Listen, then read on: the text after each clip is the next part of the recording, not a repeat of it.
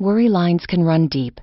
With increasing commodity prices, higher price volatility, and rising input costs, America's farmers rely on crop insurance to protect their crops and livestock.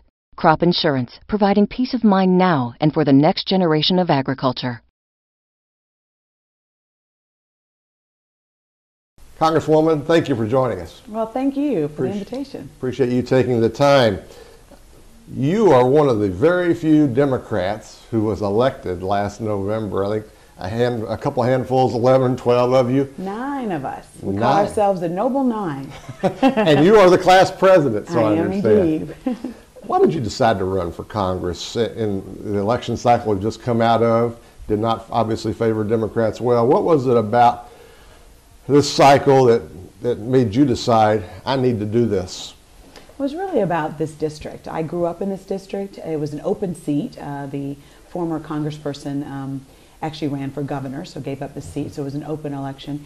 And you know, the #1 issue in the 7th Congressional District of Alabama is jobs. And I had been a lawyer that worked in economic development, and I felt like I had something to offer a district that I grew up in.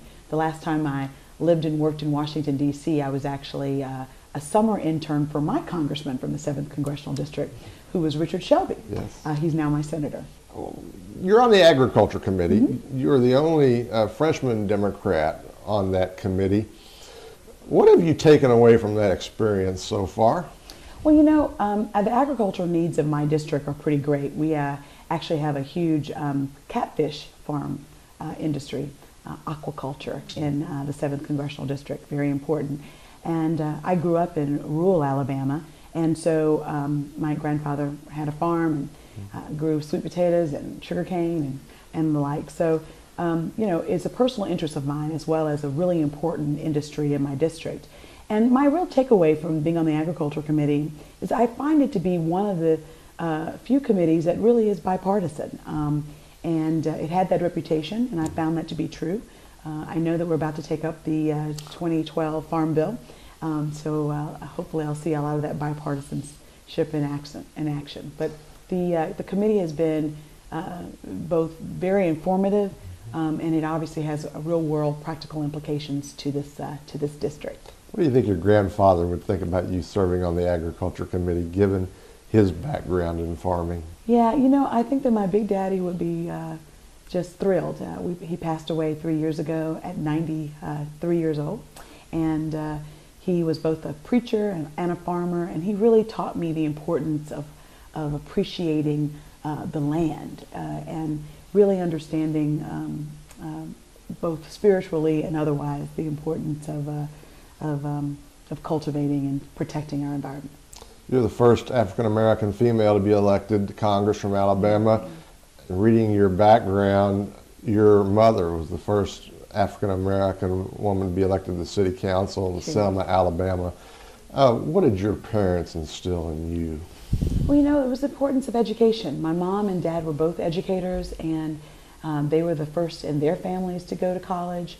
And it was really important for them to really instill in us the importance of getting and the value of a good education. So my mom was a wonderful role model when it came to women, both in political power as well as just being a wonderful role model in learning how to balance it all, both home and work. And so I feel very fortunate to still have both of them with me, and both of them are still in Alabama, in Selma, so they're constituents of mine. Mm-hmm. Your district includes parts of Birmingham as well as Tuscaloosa, basically over toward the Mississippi line. Mm-hmm. Yeah. Tell me about the recovery effort from the tornadoes. We all watched in amazement on television when the tornadoes came through Birmingham one afternoon back in the spring, and after already having roared through Tuscaloosa. Are folks over there getting back on their feet? Well, thanks for asking. You know, I've been in office for only 4 months when we had the devastation of the horrible tornadoes of April 27th. And it devastated a big part of my district. But I'm happy to report that we're well on the way to recovery and rebuilding bigger and better than ever. Tuscaloosa was hard hit, and you know, they put together a strategic plan, Tuscaloosa Forward, and I look forward to working with the local officials and community leaders to implement that plan. But you know, In Birmingham, we've really seen the debris and rebuilding effort has really been working. And I have to tell you, I was really quite impressed with both the local, state, and federal coordination. So I just think that there's nothing like a disaster really to pull a community together. And out of such tragedy, I'm happy to report that we've been able to really create an opportunity to rebuild those communities. So I'm pleased with the recovery effort thus far. A controversial subject in Alabama right now, the new state immigration law. Mm-hmm. There are poultry operations in Alabama I'm aware of. And what is agriculture in your state saying about the potential impact of this immigration law on that sector, important sector of the state economy? Yes. Well, I think that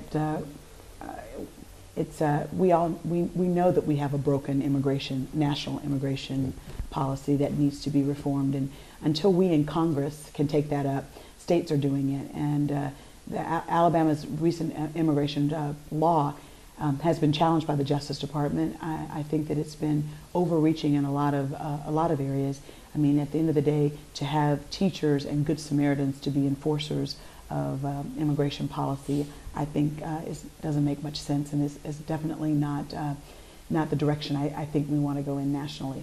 So, but it has had a big impact. I mean, I think, frankly, the agriculture as well as the construction industry in the state of Alabama will see the big effects of an exodus of a whole population of people, many of whom who are legal, but just fear for their livelihood and for their very beings in Alabama. And I think that is a real tragedy.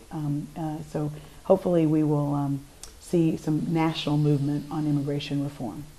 Alabama's 7th District Representative Terri Sewell. Congresswoman, thank you so very much. Thank you very much.